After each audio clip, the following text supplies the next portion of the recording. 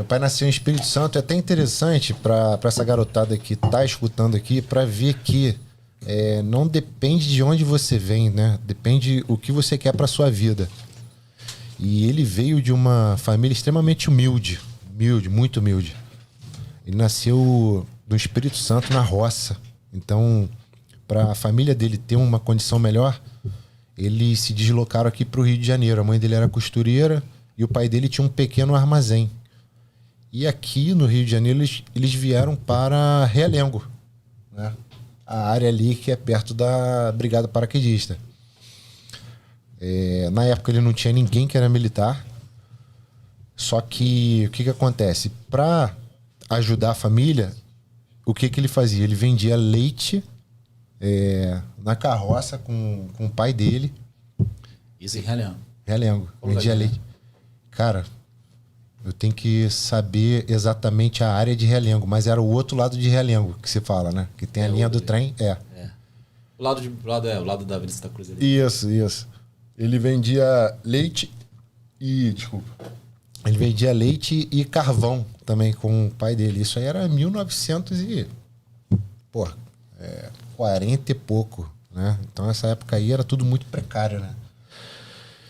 E aí o que acontece? Ele com 15 anos, ele conheceu um amigo do pai dele, trabalhava num banco. E aí eles estavam precisando de um moleque lá para ajudar, como se fosse um office boy, né? E aí meu pai entrou. Só que como ele sempre foi muito inteligente, muito safo, ele viu que para ele conseguir ganhar mais uma graninha, ele tinha que aprender a datilografar. Isso aí é uma história muito legal para todo mundo, né? Principalmente pra molecada aí.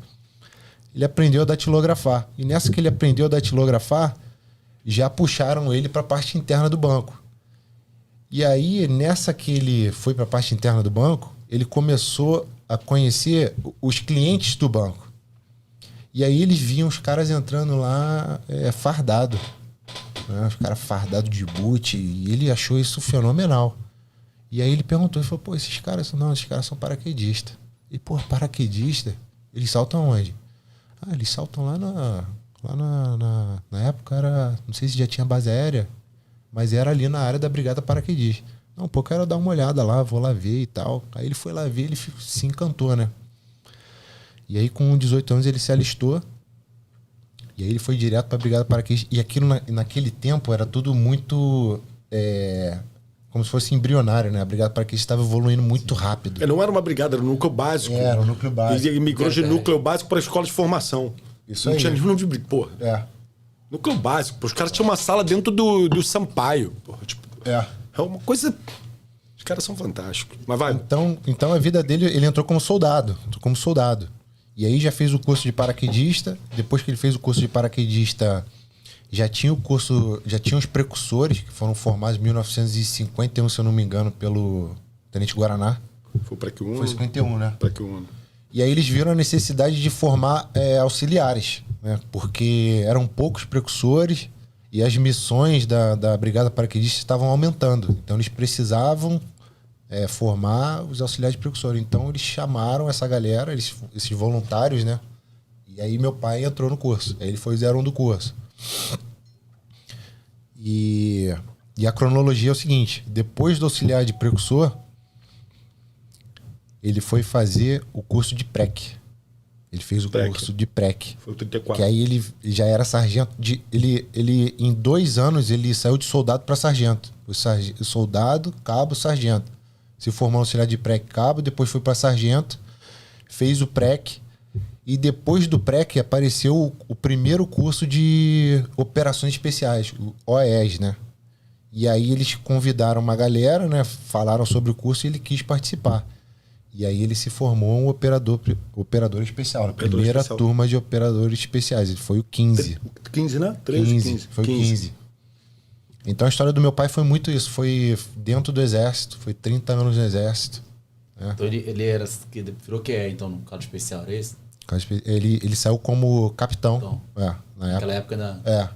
Porra, só que aí o soldo era acho que era de coronel, era alguma coisa assim. Só que aí, cara, o crescimento dele dentro do exército foi muito meteórico, assim, porque ele sempre foi muito diferenciado, né? Era um cara que ele sempre procurava solucionar os problemas, ao invés de ser aquele cara que, tem um problema aqui, pô, não, meu irmão, passa aí, pô, meu irmão, estamos ganhando a mesma coisa, se vira, sabe que tem muito cara assim, e não, vamos resolver, não, vamos embora, tá pensando o quê? É paraquedas novo? Pô, me dá aí que eu vou saltar, meu irmão, tô nem aí, entendeu? Tipo... Cumprir a missão, né? Cumprir a missão. E ele tinha esse propósito também, meu pai tinha um propósito muito grande, ele era muito protetor, ele era muito nacionalista, ele tinha muito orgulho de ser brasileiro. Meu pai sempre quis fazer de tudo para que as coisas acontecessem aqui, entendeu? Então eu acho que era isso que ajudava, era um propósito que ele tinha, né? De servir e proteger. Então, quando o cara tem esse propósito, ele faz de tudo para que as coisas aconteçam. Vocação. Os caras estavam dentro de uma concepção pós-guerra, né? Pós-Segunda Guerra Mundial.